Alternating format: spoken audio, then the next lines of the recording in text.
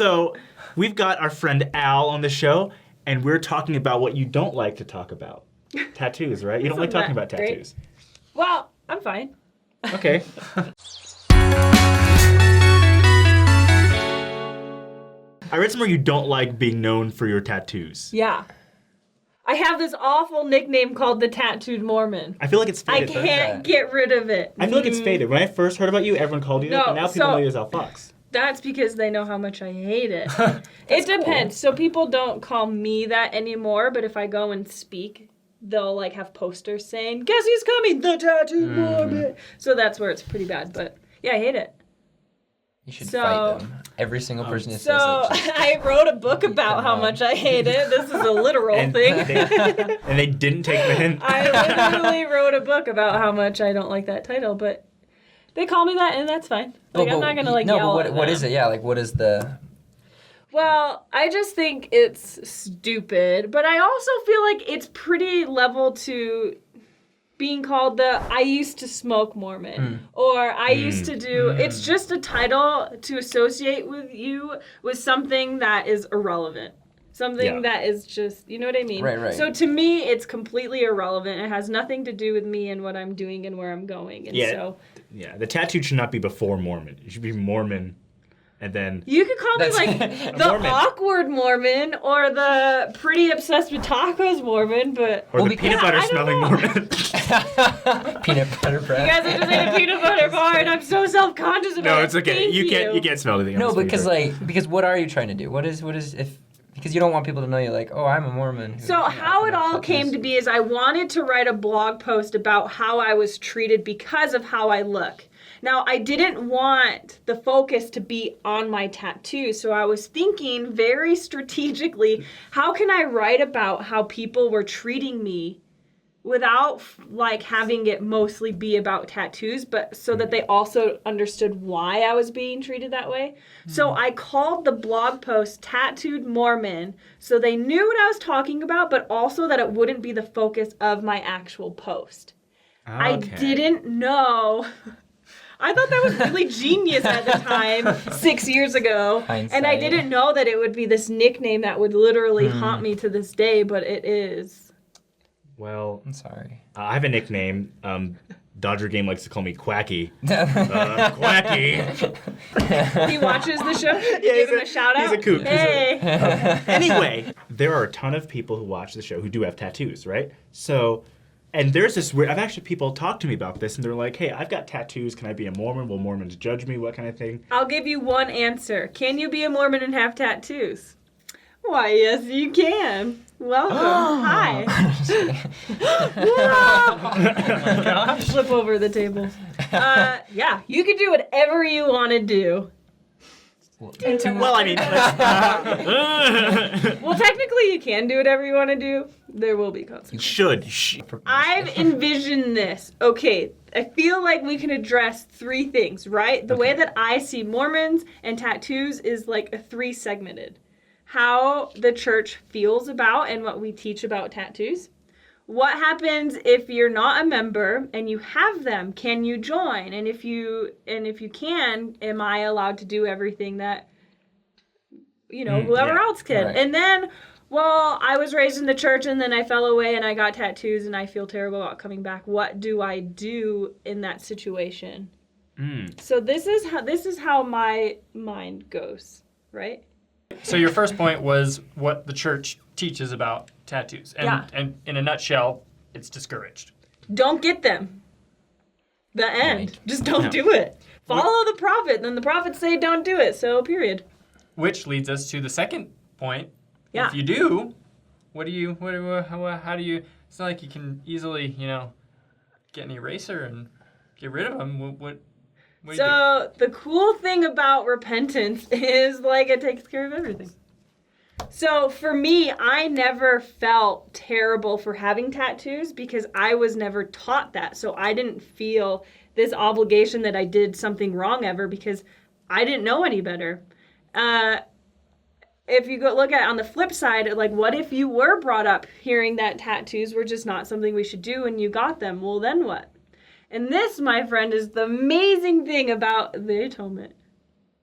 right? Yeah. Well, I think it's Okay. interesting because if you grew up LDS and the example you gave, became inactive, you got some tattoos, and you're like, oh, can I come back? Is it weird? Well, here's the thing. The prophets have counseled us not to get tattoos, right? But it doesn't bar you from going into the temple or anything like that, right? It doesn't bar you from taking the sacrament.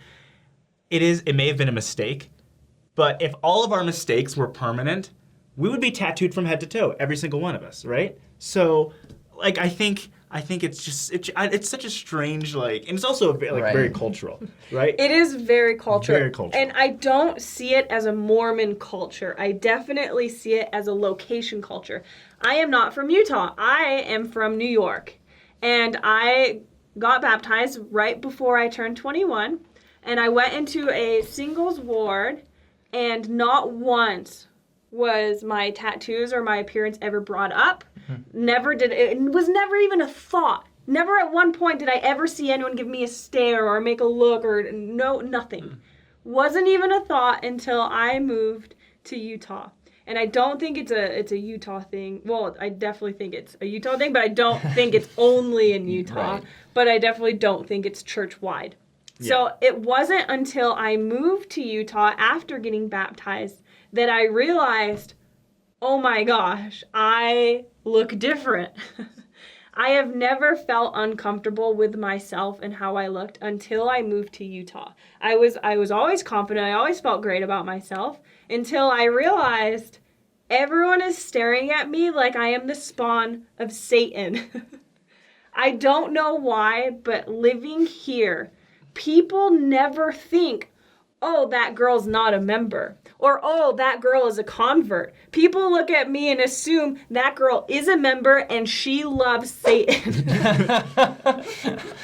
Which is And it's so weird. It was the weirdest so thing. I would sad. go and people would look at me and they would shield their kids right from me, or they'd look at me and their eyes would pop out and they'd start walking the opposite direction. And boys our age, they were looking for temple worthy girls, and that is a perfect goal to have, but I don't exactly look temple worthy. That not only did no one want to date me, they didn't even speak to me.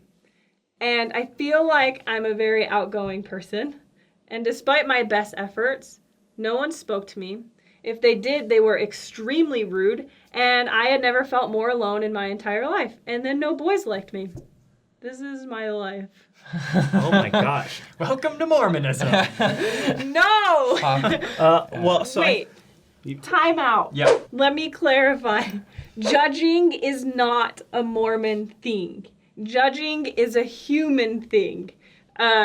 So, yeah. I said That's that. a good point to make. All humans judge. I think we take it more personally when we feel judged because we feel like they should be at a different standard and a higher standard because we should all be in this together. But the reality is judging is a human thing. It exists everywhere, not just within religions, but also the world. Yeah.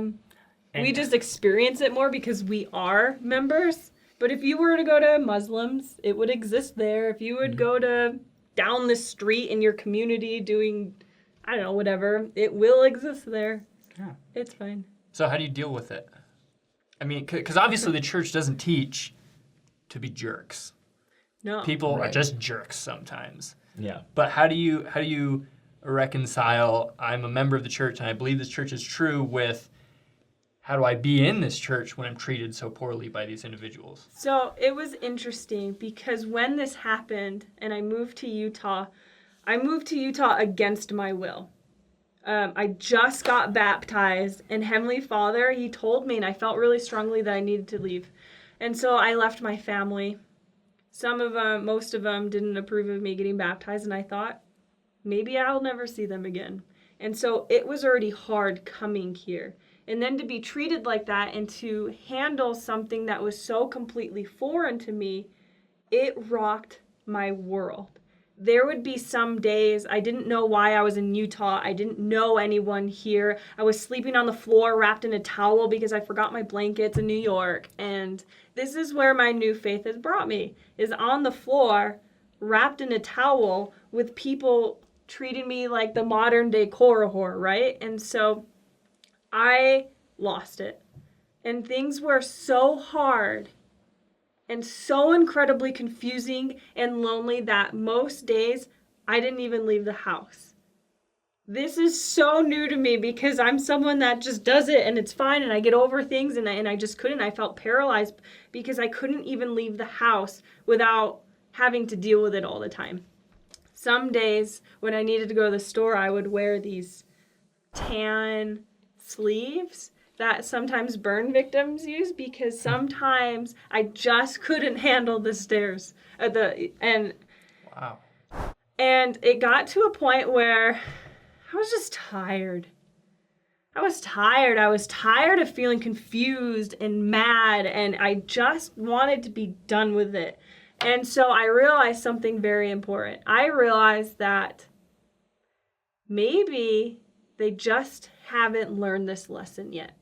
And maybe I could be the one to teach them, but I'm definitely not going to teach any lessons by wearing these fake sleeves in 100-degree weather and not leaving my house and sulking and wondering what's wrong with them and what's wrong with him and why is this happening to me. And so I realized that we find what we look for. So look for the good. And as soon as I just had this change of mindset and this stubbornness to really just worry about me and worry about God, because ultimately that's the only thing that matters, I just did it. I just lived life, and I just did the things I wanted to do and the things that I knew that I should be doing, and it wasn't until then that I had a new perspective and mindset that my life flourished. I don't know. Well, so it sounds like you didn't wait for the world to change to be happy.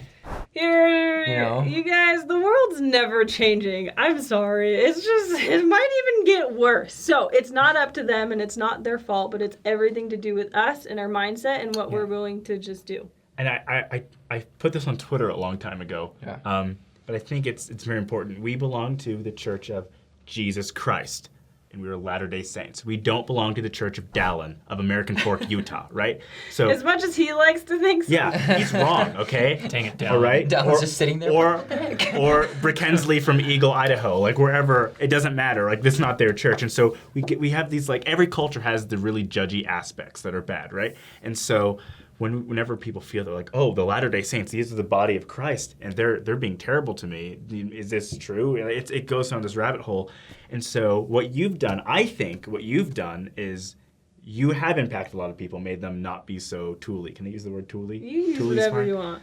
So, like, you can't be tooly. You can't be judging people. It's a really good point, though, that like we all have sins, and who cares whether or not we're in the process of overcoming it, whether we don't even want to overcome it, or whether we got over it years ago. Like, we're all at our own point. Yeah. And so it's ridiculous to hold people to a standard that you, like, your personal set, standard, you know?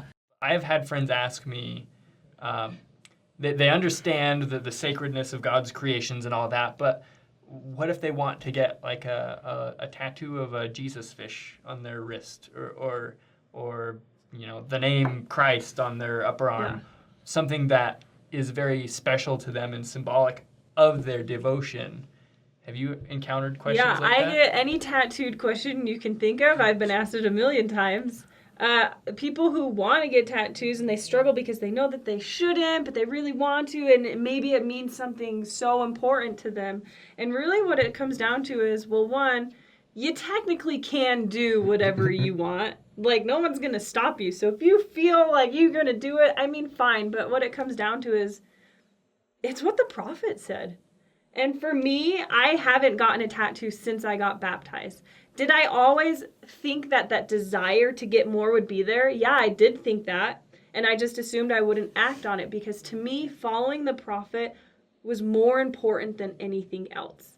And it was interesting because the more, right after baptism, the more I learned, the more I participated and became active and got involved, my desires completely changed. And that is the cool thing about Christ, is that he does change us and he does change our desires. So it really is a personal thing. If you want to get it, well, I'm sure you could do whatever you want and that's fine. But if you are willing to have Christ change you into something even better than what you thought you could be yourself, like, what a journey it will be on. Change is very real. Change, I am not who I was 8 years ago, and I'm definitely not who I was even last week. And that is the beautiful thing about God and about Christ, is that we can become better and become the person who he wants us to be all along, and that's someone like him. I had received a priesthood blessing that flat out, very specifically said, Heavenly Father does not see your tattoos.